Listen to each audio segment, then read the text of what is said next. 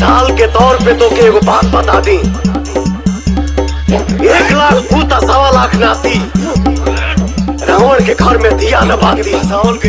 अरे सनकी तो हम हइले हई, लेकिन जब सटक जाला ना तो इतिहास का भूगोल भी बदल दिहिला।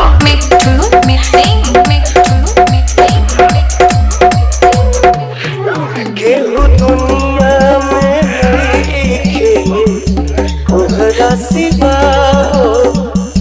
कोहरा सिवा प्यार में नहीं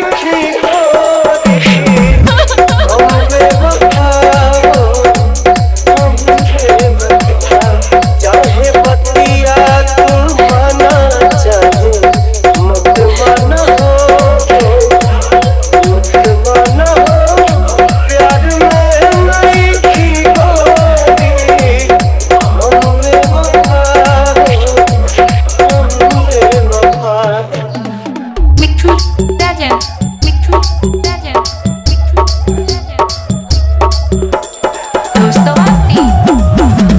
राजा एगो लड़की के साथे कुकर्म कइले।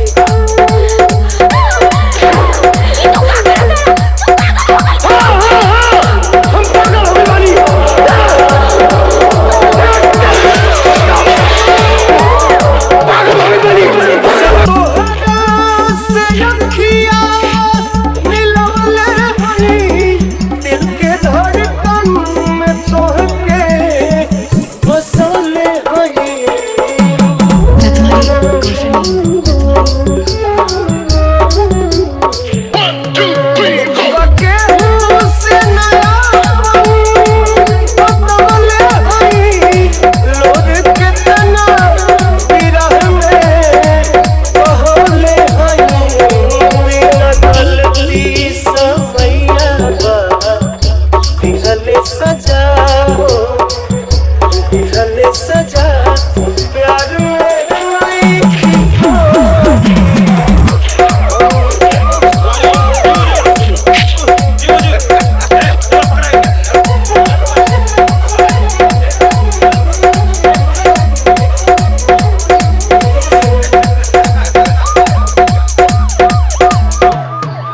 जीना पाए साथ छूट गई हो तुमसे नहीं आके बंधन के टूट जाई हो।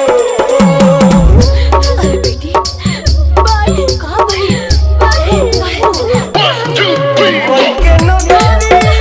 ऐसे कोनो बात नहीं क्यों? कोनो बात नहीं क्यों? दामाद जी कुछ कहला ना?